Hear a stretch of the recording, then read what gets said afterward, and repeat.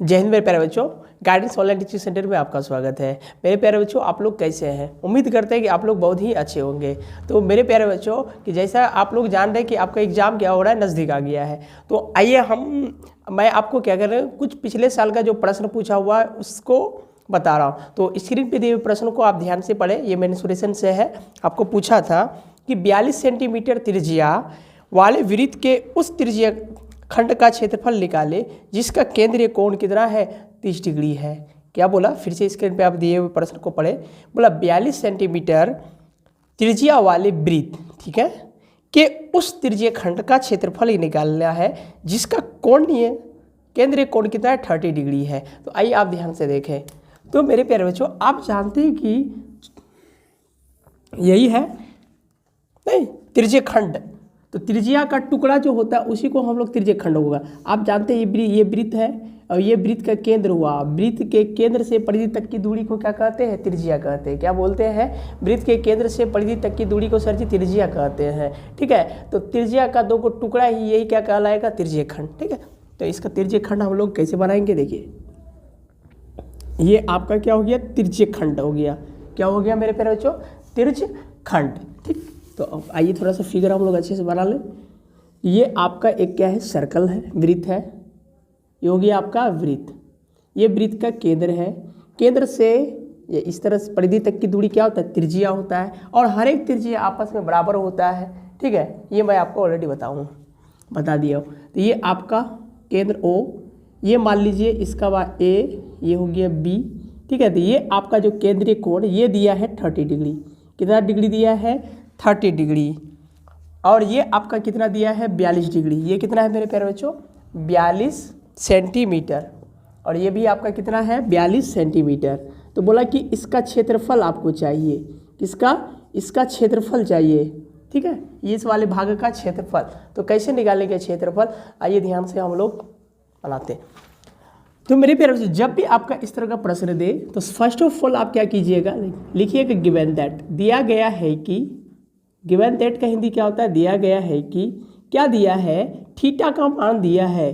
कोण ये जो है ना थीटा, ये कोण क्या है? थीटा होगा। तो थीटा का मान कितना डिग्री है? ये केंद्रीय कोण ये आपको दिया है 30 डिग्री। कितना डिग्री है मेरे प्यारे बच्चों? 30 डिग्री। और त्रिज्या आपका कितना है? 42 सेंटीमीटर। तो जो जो दिया था उसको हम लोग लिख लिए। ठीक है, जो दिया था आप क्या किए? लिख लिए। अब जस्ट इस क्या करेगा? आपको लिखेंगे फ्रॉम फॉर्मूला। हिंदी क्या आता है? सूत्र से। सूत्र से, फ्रॉम फॉर्मूला। ठीक है, ये लिख दीजिएगा। फिर क्या बोला? त्रिज्या खंड का क्षेत्रफल बोला है नहीं, तो वृत्त के त्रिज्या खंड यहाँ लिख दीजिएगा। वृत्त के त्रिज्या खंड। त्रिज्या खंड का मतलब त्रिज्या का टुकड़ा। त्रिज्या खंड का क्षेत्रफल। त्रिज्या खंड का क्षेत्रफल। अब सूत्र आपको अगर नहीं भी मालूम है तो क्या कीजिएगा? तो वृत्त का क्षेत्रफल क्या होता है सर जी? तो बोलेंगे सर जी पाई आर स्क्वायर होता है। वृत्त का क्षेत्रफल क्या होता है? Pi r square. तो आप जानते हैं ना, पूरा ये जो बनेगा ये टोटल कोण कितना होगा? 360 डिग्री होगा। और एक कोण दिया है कितना? 30 डिग्री। तो 360 में से ही ना 30 निकला। ठीक है, तो जो जितना दिया जाता है उसको ऊपर लिखते हैं। तो सूत्र लिखना है, तो अभी थीटा कोण मान लेंगे इसको। और टोटल कोण कितना हो गया? 360 डिग्री। ठीक है, और गुणा कर देंगे इसको त्रिज्या से, सॉरी क्षेत्रफल से, पाई आर स्क्वायर। तो ये आपका फॉर्मूला बन गया क्या? थीटा बटे 360 डिग्री पाई आर स्क्वायर। ठीक है, ये आपका सूत्र है। तो आइए अब बैठा दीजिए सूत्र में मान को। देखिए, थीटा का मान मेरे प्यारे बच्चों क्या दिया है आपको? 30 डिग्री। तो यहाँ पे हम लोग 30 डिग्री बैठा दिए, 360 डिग्री। ठीक है, अब देखिए पाई का मान अगर नहीं दिया जाता है प्रश्न में तो हम लोग मेंसुरेशन में कितना मानते हैं? 22/7। क्या मानते हैं? 22/7। अगर यही चीज़ आपका त्रिकोणमिति में रहा था तो पाई का मान 180 डिग्री हो जाता है। फिर से बोलिए, पाई का मान कितना हो जाएगा? 180 डिग्री हो जाता है। तो पाई का मान यहाँ क्या मान लेंगे? मेंसुरेशन है तो क्षेत्रमिति है ना जी, 22/7। आर का मान मेरे प्यारे बच्चों कितना है आपका? 42 सेंटीमीटर। तो देखिए आर स्क्वायर है ना, आर स्क्वायर का मतलब क्या होता है सर जी? आर गुना आर होता है। आर स्क्वायर का मतलब क्या होता है? आर गुना आर होता है। अर्थात इसको हम लोग लिख सकते हैं 42 गुना 42। बोलिए यस या नो? क्या हम लोग लिख सकते हैं 42 गुना 42? तो आप देखिए जो सरल होता है सरल कर दिए। देखिए 7 से कट के ऊपर नीचे आपका कटता है, तो 7 छन 42। क्या मेरे प्यारे बच्चों? 7 छन 42। फिर देखिए कट रहा है, 0 से 0 कट गया, 12 तिया 36, कितना बार में, 12 बार में। अब देखिए ये ऊपर से ये 6 दूनी 12, ठीक है। फिर देखिए मेरे प्यारे बच्चों ये कट रहा है, 2 दूनी 4, 2 एकम 2। तो आप देखिए आपका क्या बच गया, सिर्फ नीचे तो कुछ नहीं बचा, ऊपर क्या बचा 22 गुना 21। क्या बचा मेरे प्यारे बच्चों 22 गुना 21। तो 22 गुना 21 आपको आता है ना जी, 22 गुना 21 आता है ना करने के लिए। बोलेंगे जी सर जी क्या बात कर रहे हैं, 22 गुना 21 भी नहीं आएगा मुझे। तो आइए तो 22 गुना 21 कीजिएगा तो देखिए डायरेक्ट पढ़ लीजिए 21 का टेबल। 21 दूनी 42 की 2 कैरी बच्चा 4, नहीं फिर 21 दूनी 42, अब 42 में 4 जोड़ दीजिएगा तो कितना होगा 46।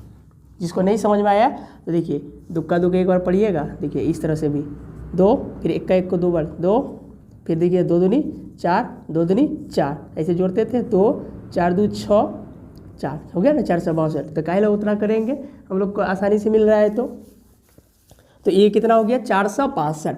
कितना हो गया मेरे प्यारे बच्चों 462 सेंटीमीटर स्क्वायर। कितना हो गया 462 सेंटीमीटर स्क्वायर। बस आपका ये क्षेत्रफल निकाल लिया। कितना देखिए कितना ही आसानी से आप कितने ही आसानी से इस प्रश्न को हल कर लिए। क्या इसमें कोई भी आपको एफर्ट लगा, कुछ नहीं उतना लगा, हल्का सा लगा नहीं। तो अब लास्ट में लिख दीजिएगा हैंस, मतलब अतः वृत्त के चतुर्थांश का क्षेत्र चतुर्थांश वृत्त के तिर्यखंड, क्या तिर्यखंड, वृत्त के तिर्यखंड का क्षेत्रफल 462 सेंटीमीटर स्क्वायर है। कितना 462 सेंटीमीटर स्क्वायर है। तो ये प्रश्न आपका पिछले साल जो 2022 में आपको हुआ एग्ज़ाम हुआ था इसी साल में पूछा गया था, ठीक है। तो इसलिए आज मैंने इसको बताया कि प्रीवियस का कोई क्वेश्चन कुछ करा दिया जाए विद्यार्थी को, ताकि उसको अच्छा लगे कि सर जी हाँ जो क्वेश्चन पूछता है उस क्वेश्चन को भी आप कराएं बुक के अलावा, ठीक है। तो मुझे उम्मीद है मेरे प्यारे बच्चों आपको ये प्रश्न बहुत ही बेहतर रूप से समझ में आया होगा, ठीक है।